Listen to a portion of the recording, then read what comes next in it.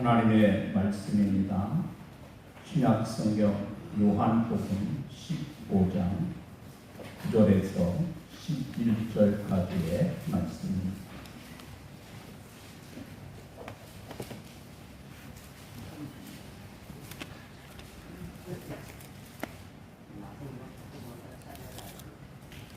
아버지께서 나를 사랑한 것 같이 나도 너희를 사랑하였으니 나의 사랑 안에 거하라. 내가 아버지의 계명을 지켜 그의 사랑 안에 거하는 것 같이 너희도 내 계명을 지키면 내 사랑 안에 거하리라. 내가 이것을 너희에게 이루면 내 기쁨이 너희 안에 있어 너희 기쁨을 충만하게 하려 함이라. 아멘. 살아계신 하나님의 말씀. 오늘 우리 교회에 이렇게 오셔서 귀한 시간에 귀한 말씀 전해줄 우리 선교사님은 라오스에서 라오스 루앙프라방이라고 하는 북쪽 지역에 거주하시면서 거의 이제 18년 가까이 그곳에서 복음을 전하는 이 박대형 선교사님, 또 같이 오신 박현주 사모님 사모님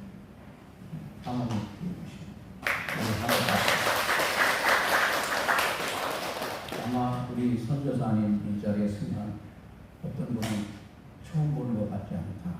아마 EBS 세계 테마 기행을 보신 분들은 라오스 편에 우리 선교사님이 직접 다니면서 라오스 곳곳을 설명해 준 그런 귀한 목사님이십니다. 다시 한번 뜨겁게 박수 주십시오.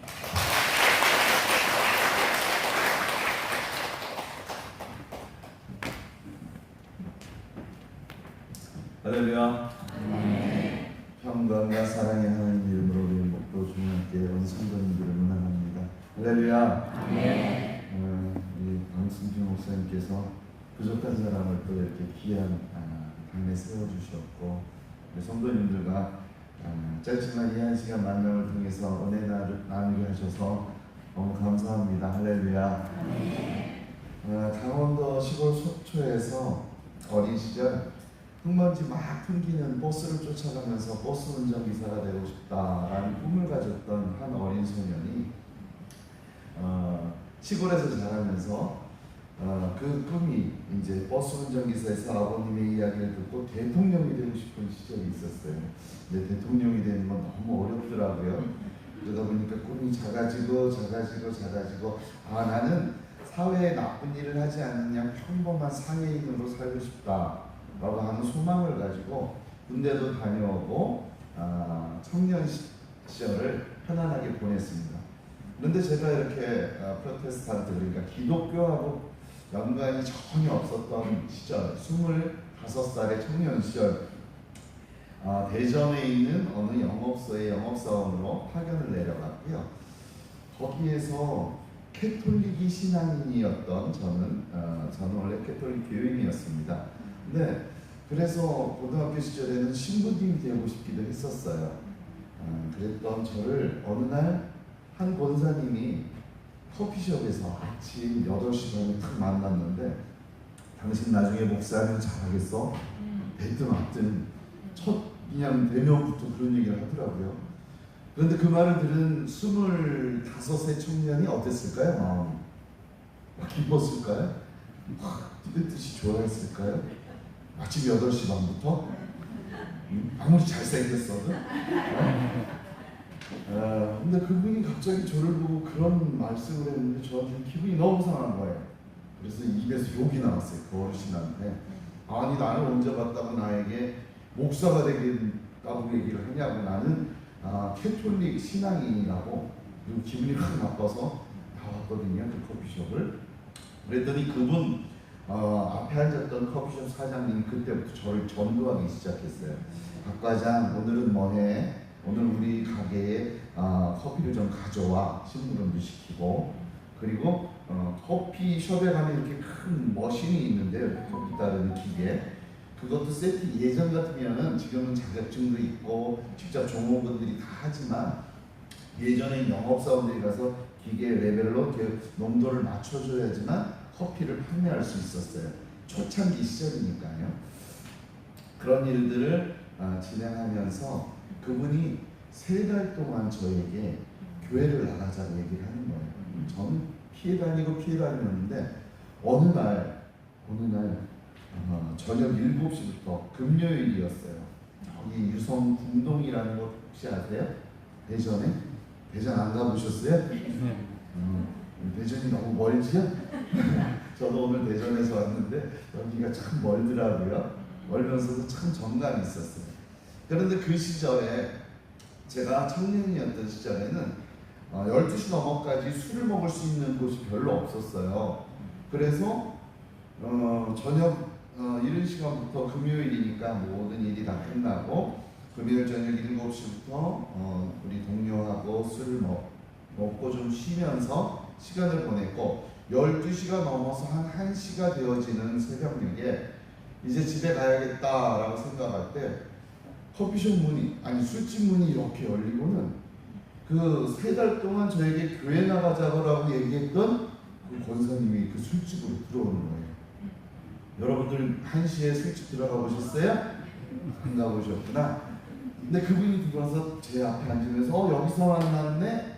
라고 얘기를 하는 거예요. 이게 우연인지 어쩐지 모르겠지만 저녁부터 먹었던 술이 확 다 깨더라고요.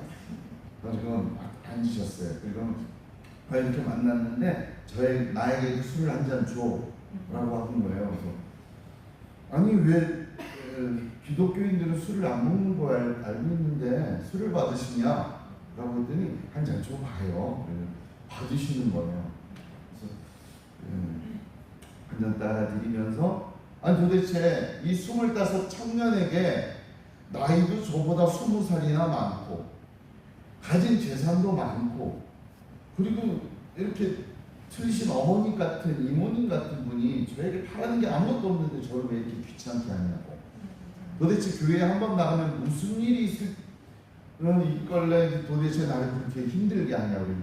그러니까 교회 한 번 나가는 거 아무 일 없으니까 한 번만 나가자고. 그래서 한 번 나가면 무슨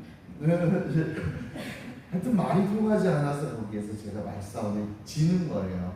그래서 그래요. 도대체 거기 한 번 나가면 무슨 일이 생길지 모르지만 한 번 나가드린다고 너무 귀찮으니까 3달 동안 매일매일 교회 나가자라고 귀찮게 합니다. 여러분들 이 지역에 아는 분들, 친구분들, 친척분들 전도해 보셨잖아요.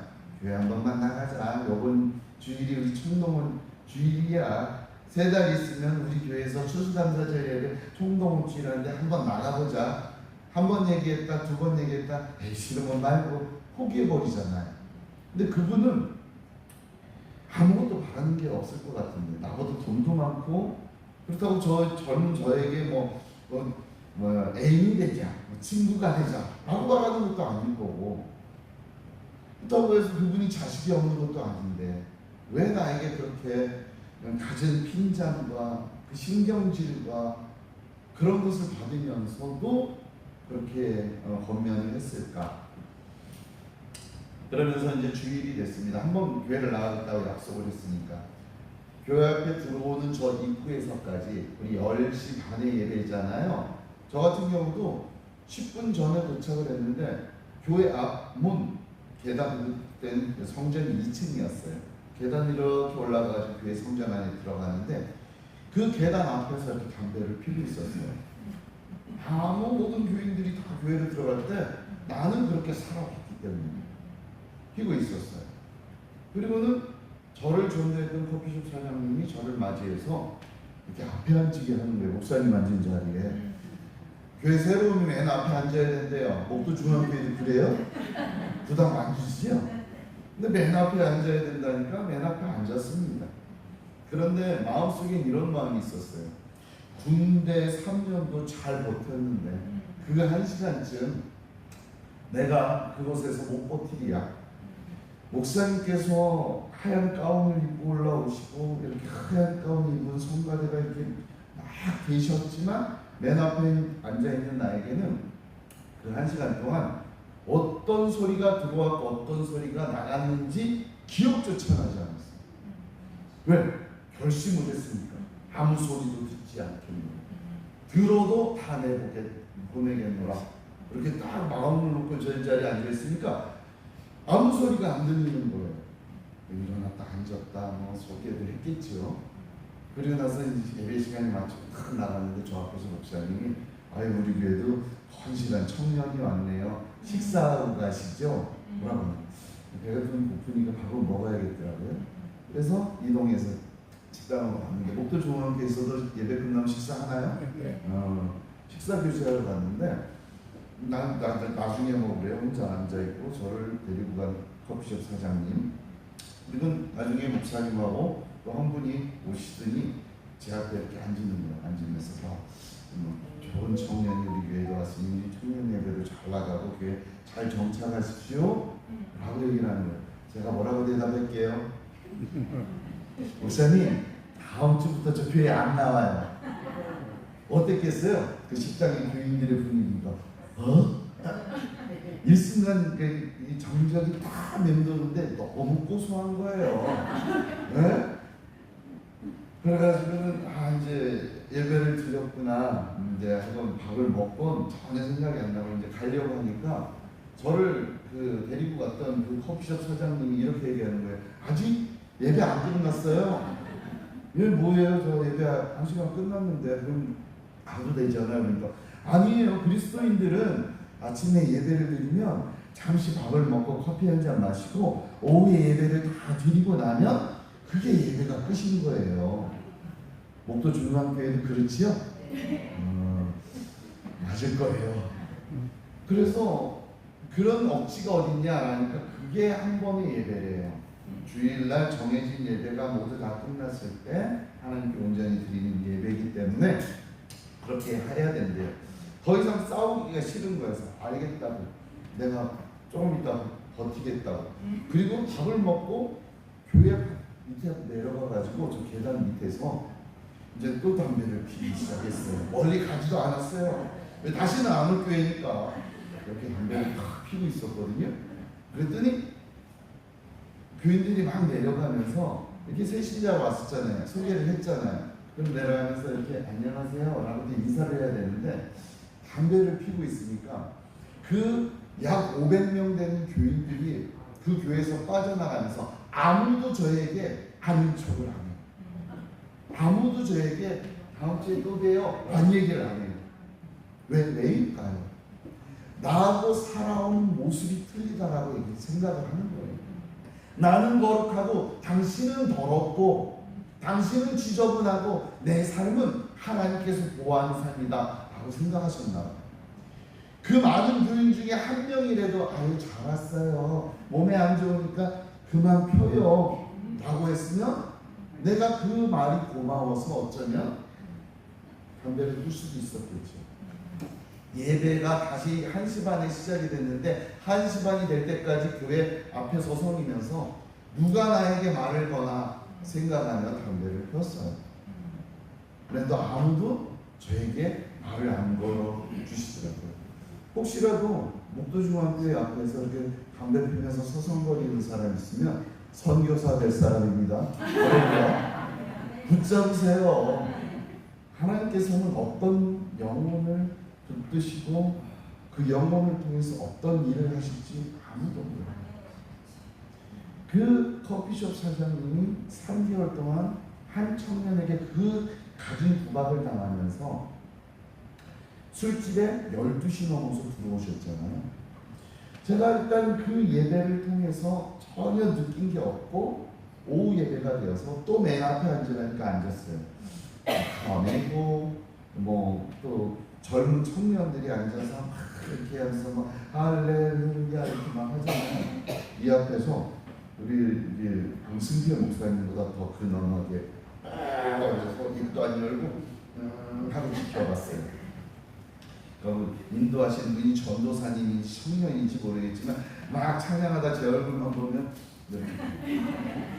왜냐면 이 찬양단 성가대 이 모든 분들은 하나님께 나아가는 길에 있어서 통로의 역할을 감당하는 분이에요. 찬양으로 예배를 열고 하나님과의 관계를 그리고 기도의 소통을 위해서 노력하는 그리고 준비하는 거잖아요. 근데 앞에서 막 열심히 찬양하는데 그래서 나는 모르는 찬양이야. 나는 마음에 들지 않아. 너무 빠르구만 하고 막혀버리면 예배가 막히는 거예요. 예배의 중보자들이 하나님 앞에 헌신하고자 하는 그 모든 예배의 도구들의 삶이 파괴되는 거예요.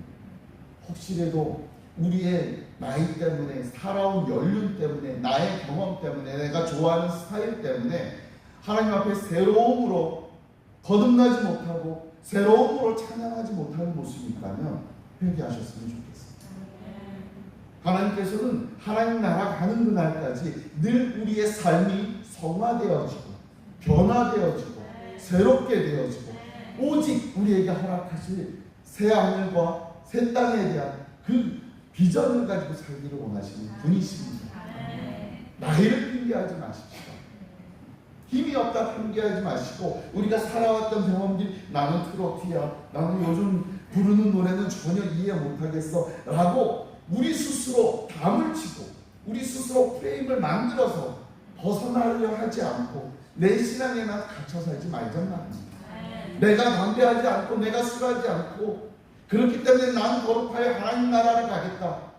우리 곁에 있는 내 프레임 바깥에 있는 헐벗고 아프고 사망으로 가는 생명들 누가 하나님 곁으로 인도할 것입니다. 하나님께서는 분명히 말씀하셨습니다. 예수 그리스도께서 이 땅에 오실 때 서도들에게 이렇게 합니다. 내가 진실로 진실로 너희에게 이르노니 내 말을 듣고 믿고 나 보내신 이를 믿는 자는 영생을 얻겠고 사망에서 생명으로 옮기됩니다. 우리의 비전이 무엇입니까? 아까 기도에서 마찬가지로 모든 족속을 제자로 삼고 뭐 성령으로 거듭나게 하고 가르치고 여러 가지 있겠지만 다 떠나서 우리의 삶이 사망으로 가지 않고 생명으로 나가는 그 비전 하나 믿고 이곳에 있는 거 아닙니까? 또한 마찬가지로 이곳에서 우리의 생명만 보존받을 뿐만이 아니라 내가 사랑하는 가족, 내가 속해 있는 이 사회, 이 이웃들 모두 함께 하나님 나라로 가기 위해서 우리가 오늘을 예배하는 거 아니겠습니까? 저를 인도했던 그 집사님은요, 평생 남편이 배를 타고 해군이셨는데 배를 타고 임무 수행하다가 바다에서 서해 페리오 사건으로 빠져서 돌아가셨을 때 너무 슬퍼서 하나님 내가 평생 교회를 다니며 평생 하나님께 예배하고 평생 한 번도 죄 짓지 않고 실수하지 않았는데 왜 난 내 남편을 데려갔습니까? 라고 슬퍼서 포도주 한 병 먹어본 거 외에는 술을 먹었던 적이 없었던 사람이에요. 근데 그 사람이 무엇이 궁하다고 나하고 어떤 관계라고 그 새벽 1시에 술집 문을 열고 들어와서 내 앞에서 술을 받겠습니까? 그것도 쓰리 쓴 소주를. 사람의 영혼을 정말로 사랑하지 않고서는 그런 일들이 일어나지 않을 겁니다.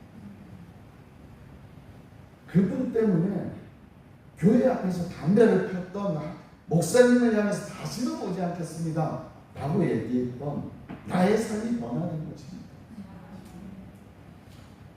주일날 오후가 되었어요. 나는 목사님 얘기만 듣고 그리고 사람들 얘기만 듣고 성도님들이 안 떠나는 줄 알았어요. 예배를 끝까지 다 드리는 줄 알았어요. 다시 이 자리에 앞에 있는데 막 찬양을 하고 갔는데 오후 됐는데 갑자기 허리가 이렇게 굽으신 어떤 분이 이렇게 올라오셨어요.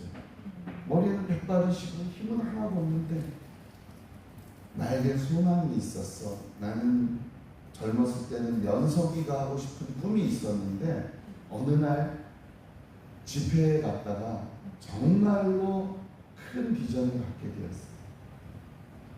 사람의 생명을 고쳐주는 의사도 참 좋은 직업이고 사람을 변호해주는 변호사도 참 좋은 직업이고 나라를 지키는 경찰, 군인 모두가 다 고결한 직업이겠지. 하지만 정말 이 세상에서 사람으로서 제일 고결하다 할 수 있는 일은 죽어가는 사람들을 살리는 생명으로 인도하는, 그것도 영원한 생명으로 인도하는 일 아닐까라는 얘기를 하면서, 나는 이제 머지않아 하나님 나라로 가지만 나에게 주신 이 꿈, 나에게 주신 이 비전, 사람의 생명을, 사망으로 달려가는 생명을, 많은 생명들을 옳은 대로 인도하는 일에 대한 일은 분명히 오늘 예배에 참석한 누구에게인가 뜨거움으로 자리 잡게 하고 열정으로 자리 잡게 하고 그 꿈을 위해서 마음속으로 손을 들고 그 일을 하고자 하는 사람이 생겨날 거야. 나는 믿어. 라고 얘기를 하는데, 저도 이런 맨 앞에 앉았는데 그 할아버지가 얘기하는 게, 나도 어렸을 때 그런 꿈을 꾼 적이 있어요.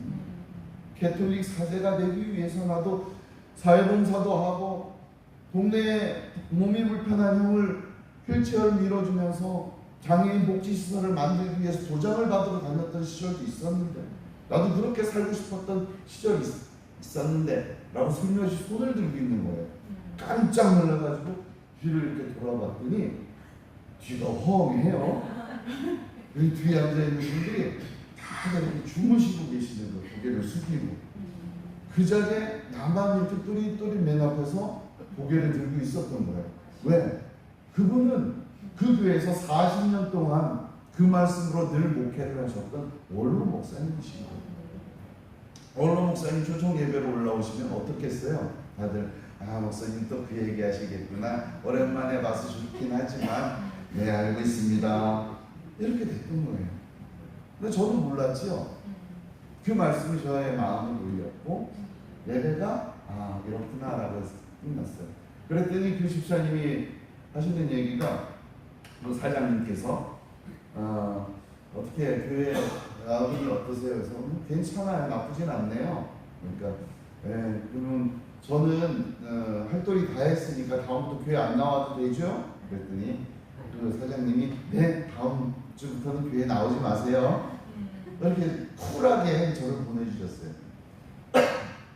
죄송합니다.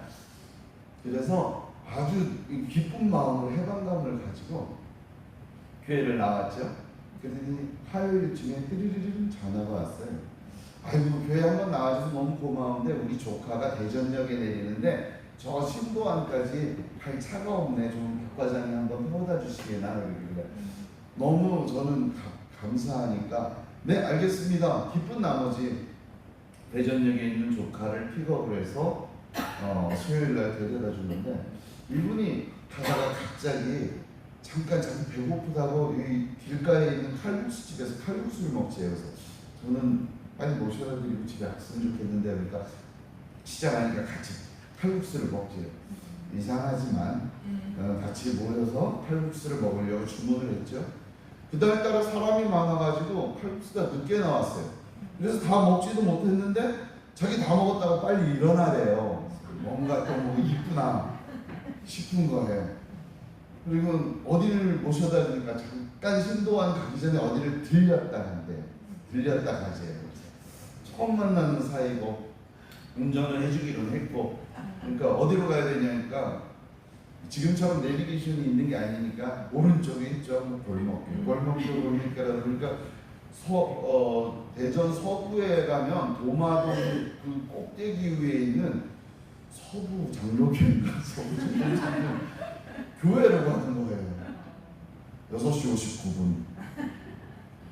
그래서 딱 도착하니까 자기 잠깐 수요일이기 때문에 기도를 하고 가야 되니까 잠깐 같이 들어가잖아요. 다 들어갔더니 문을 탁 닫고는 맨 뒤에 이렇게 딱 어떤 분이 서 있어요. 지금 생각해보면 그분은 전도사님 또는 우리 장로님 뭐 이런 분들이 뒤에서 이렇게 문지기를 해주시는 거죠. 주별로 하죠. 근데 처음 간 사람들은 그 분위기가 너무 무섭게 느껴져요. 저도 나가면 혼날 것 같고, 그래서 일단 앉아 있었는데 그 수요 예배 때 하나님의 사랑과 사랑을 이렇게 좀 설교를 하시면서 부모와 자식 간의 효를 이렇게 조금 건들고, 끝나는 시간에 불을 끄고 함께 사랑하는 가족을 위해 그리고 사랑하는 부모님을 위해서 기도하는 시간이 있었어요. 그러면 저도 홀로 남겨두었던 어머님이 그리워서 기도하게 되고 그 사랑을 또 느끼게 되고, 그러면서 예배를 드렸어요. 그리고 그분을 모셔다 주고 오면서 또 속았구나 라는 생각을 했죠. 목요일날 아니나 다를까 카페 사장님이 또 전화를 주셨어요. 박과장 우리 조카 잘 데려다 줬어요? 그러길래 네, 잘 데려다 줬습니다. 그런데 교회를 가대요. 박과장 교회를 안 간다고 했잖아. 다 알고서 그리스도인들도 거짓말 하나요? 네. 하나 봐요. 왜요? 하는구나. 그러면서 아이고 미안하네. 그러니 아이고 내일 금요일 날 우리 아줌마들 이렇게 모이는데 내가 박과장 커피를 다 사줄게. 2박스만 갖고 오세요. 2박스면은 한 달 월급이었어요. 예전에는 한 달 월급이 한 36만 원, 40만 원 됐는데 2박스 팔면은 그 마진이 그 정도 됐거든요. 정말 다 팔아줘요? 근데 다 팔아준대요. 교회 가는 거 아니죠? 그러니까 교회 안 간대요. 어디 가정집으로 오래요. 정말 찾아가 보니까 녹색 대문이 있는 어느 가정집이었어요. 가서 딱 들어있는데 정말 아줌마들만 10명 정도 있는 거예요. 그래서 딱 박과장 들어가라고 큰 상이 하나 있고 거기서 막 설명했죠. 이거는 헤이즐넛 커피, 이거는 케냐 무슨 커피, 이건 블루 마운틴, 이건 아라비카, 이건 로부스타 막 설명했더니 우리가 이거 다 사줄게. 근데 우리가 믿는 아줌마들이라서 잠깐 기도하고 그리고 다 사줄게. 무슨 예배예요? 구역 예배. 그때만 해도 몰랐죠. 그랬는데 갑자기 그 기도 잠깐 한다니까 안심하고 내 거 다 사준다는 생각에 딱 있었더니 제가 가운데 있고 큰 상이 있고 아줌마들이 10명 있었다 그랬죠. 저쪽 문에서 누군가 들어왔어요. 3달 전에 저에게 저주와 같은 말, 당신 목사하면 잘하겠어? 라고 했던 분이 들어오신 거예요. 누구세요? 구역장님.